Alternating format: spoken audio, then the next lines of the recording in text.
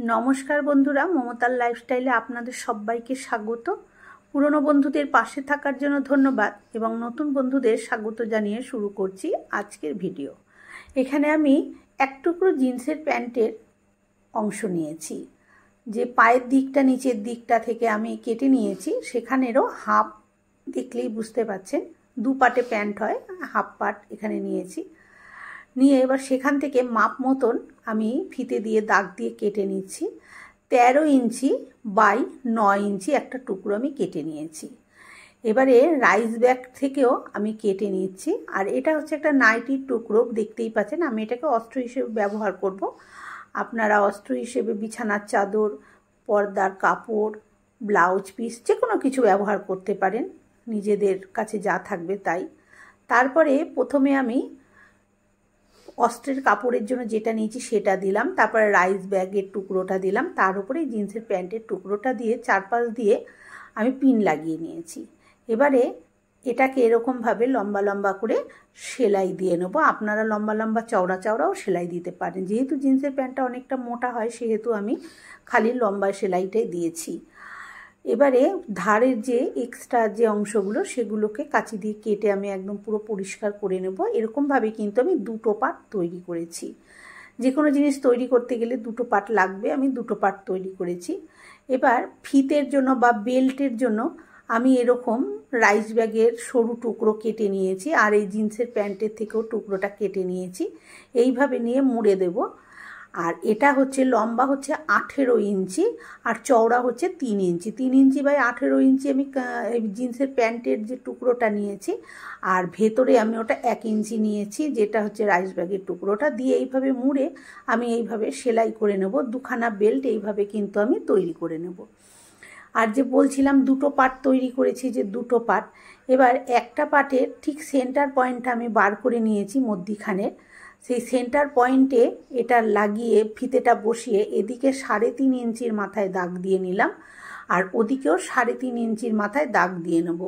এইটা হচ্ছে 13 ইঞ্চি মানে লম্বাটা, সেই 13 ইঞ্চির হাফ হচ্ছে 6.5 ইঞ্চির মাথায় আমি সেন্টার পয়েন্টে দাগ দিয়েছি। তারপরে সেখান থেকে 3.5 ইঞ্চি এদিকে, 3.5 ইঞ্চি ওদিকে দাগ দিয়েছি। দিয়ে সেই দাগে ফিতেটা বসিয়ে দিয়েছি। দিয়ে তার উপরে চেনটাকে উল্টো করে এইভাবে আমি লাগিয়ে বসিয়ে দিয়েছি। যেহেতু আমার এই মাপটা 13 ইঞ্চি, আমি চেনটা কিন্তু নিয়েছি 14 ইঞ্চি সেলাইয়ের সুবিধার জন্য। এবারে ওটাকে আমি সেলাই করে নিয়ে চলে এসেছি। এবারে আমাকে একখানা টপ স্টিচ দিয়ে দিতে হবে। তার জন্য পেছন দিকটা একটু শক্ত, যেহেতু এটা জিন্সের প্যান্ট একটু শক্ত, তাই আমি একটু ভালো করে পেছন দিক থেকে উল্টে ভাঁজটা দিয়ে নিলাম।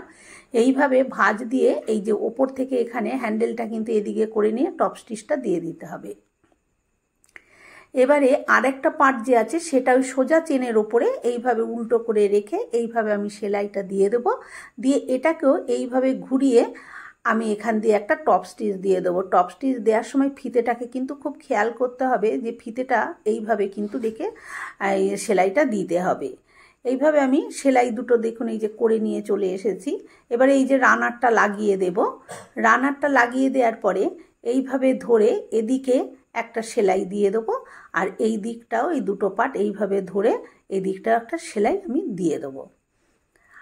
আর একটা টুকরো আমি তৈরি করে নিচ্ছি। আপনারা এখন বুঝবেন না, যখন আমি এটা কাজে লাগাবো তখন বুঝবেন কী জন্য করেছি। এর মাপ হচ্ছে 9 ইঞ্চি বাই 4 ইঞ্চি।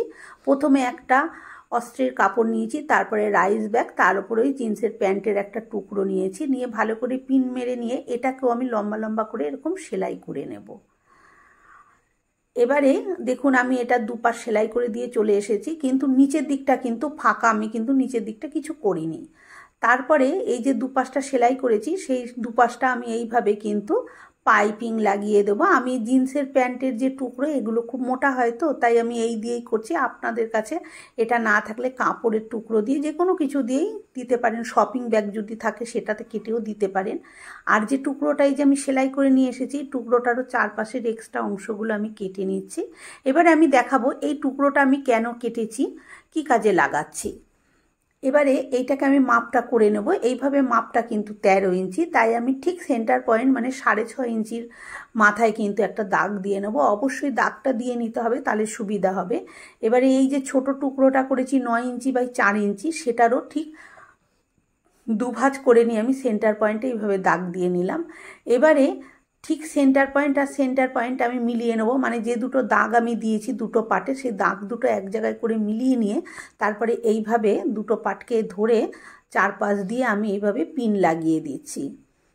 পিনটা লাগিয়ে দিলে খুব সুবিধা হয়। দেখুন এটা এরকম তৈরি হয়েছে কিন্তু। এবারে এই যে পিনটা লাগিয়েছি, এই পিনটার চারপাশ দিয়ে আমি কিন্তু এইভাবে ঘুরিয়ে এটাকে সেলাই করে নেব। আর এটাকে সেলাই করে নেওয়ার পর এটাকেও আমি এইভাবে কাপড় দিয়ে পট্টি করে সেলাই করে দেবো। এখানেও আমি একটা নাইটির কাপড়ই ব্যবহার করেছি, এইভাবে কিন্তু আমি পট্টি দিয়ে সেলাই করে নেব।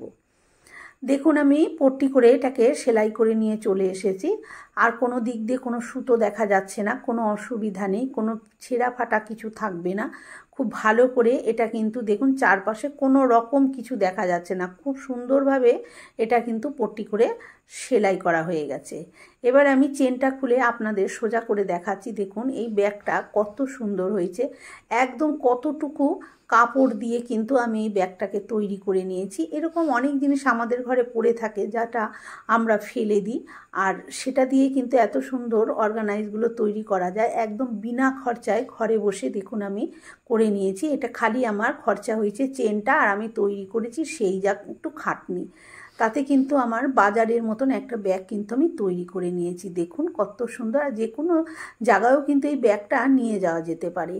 এবার আমি চেনটা লাগিয়ে আপনাদের দেখাচ্ছি। আর ভেতরটাও কিন্তু অনেকটা জায়গা হয়েছে, আর পাইপিং লাগিয়ে দেওয়ার কারণে ভেতরটা কোনো দিকে কিন্তু ফাঁকা নেই, সুতো বেরোনোর ভয় নেই, কোনো কিছু পড়ে যাওয়ার ভয় নেই, খুব সুন্দরভাবে সেলাই হয়ে গেছে।